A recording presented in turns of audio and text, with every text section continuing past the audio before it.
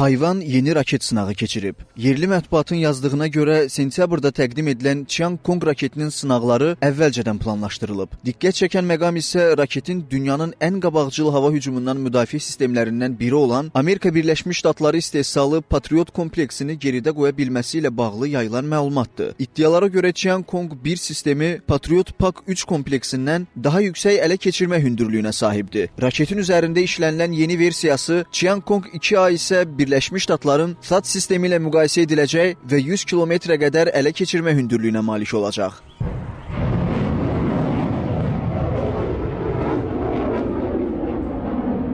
Mövcud model 2 mərhələli quruluşa sahibdir və hədəf seçimi böyük qoşquya quraşdırılmış ISA radiolokasiya sistemi vasitəsilə həyata keçirilir. Sınaqlar zamanı raketin uçuş hündürlüyü 30-48 km aralığında qeydə alınıb. Bundan başqa Tiangong ballistik hədəfləri də vurmaq qabiliyyətinə malikdir. Analitiklərin fikrincə, raketin nümayişi Pekinin genişlənən raket arsenalı fonunda Tayvanın müdafiə gücünü artırmağa hazır olduğunu göstərən siyasi mesaj xarakteri daşıyır.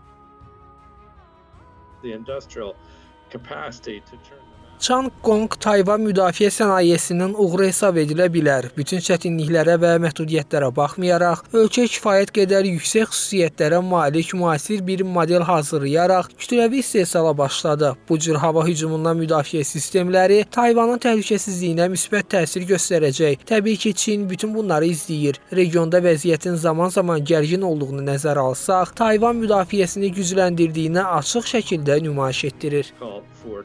Son vaxtlar regionda baş verənlər və Birləşmiş Ştatların bölgədəki müttəfiqlərinin addımları Vaşinqtonun təsirini bir xeyli artırır. Bu isə Çinin dəniz yollarına nəzarətini çətinləşdirir. Vaşinqtonun dəniz fəaliyyətini artırması Pekinin bu regiondakı maraqları ilə üst-üstə düşmür. Vurğulamaq yerinə düşər ki, Sakit Okean dünya ticarətinin əsas yollarından biridir. Ona görə də sürətli böyümə gücü əldə edən Pekinin regionda Amerika Birləşmiş Ştatları ilə qarşı-qarşıya gəlmə ehtimalı daha da artır. Ekspertlər əslində bunun əsas səbəbini Birləşmiş Ştatların artan təzyiqi ilə əlaqələndirirlər. Xüsusilə son aylarda Vaşinqton və müttəfiqləri hərbi hazırlıqları artıraraq Tayvan ətrafında təlimlər və Avstraliya yaxınlığında patrul fəaliyyətləri həyata keçirirlər. Digər tərəfdən təzyiq siyasətini Birləşmiş Ştatlar prezidenti Donald Trumpla əlaqələndirənlər də az deyil. Trump administrasiyasının Çinə təzyiq xəttini real göstərən addımlardan biri Asiyalı müttəfiqləri qarşısında müdafiə xərclərini 5%-ə qədər artırmaq tələbidir. Ekspertlərin fikrincə, diqqətlərin Rusiya-Ukrayna müharibəsinə yönəldiyi bir vaxtda Sakit Okeanda baş verənlər diqqətdən yayınmamalıdır.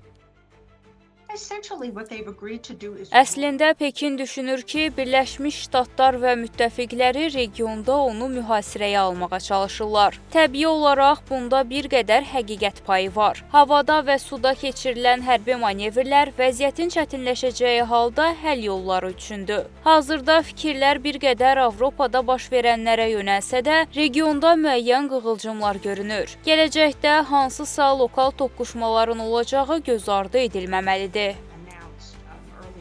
Qeyd edək ki, mümkün Çin-Tayvan müharibəsinin nəticələri dünya iqtisadiyyatından tutmuş hərbi siyasi sabitliyə qədər geniş sahələrə ciddi zərər vura bilər. 2024-cü ildə yayılan hesabatda belə qarşıdurmanın ümumi dəyərinin 10 trilyon dolları keçə biləcəyi vurğulanır. Bu isə qlobal iqtisadiyyatın Ukrayna müharibəsi və COVID-19 pandemiyası ilə müqayisədə daha ciddi təsir görməsi deməkdir.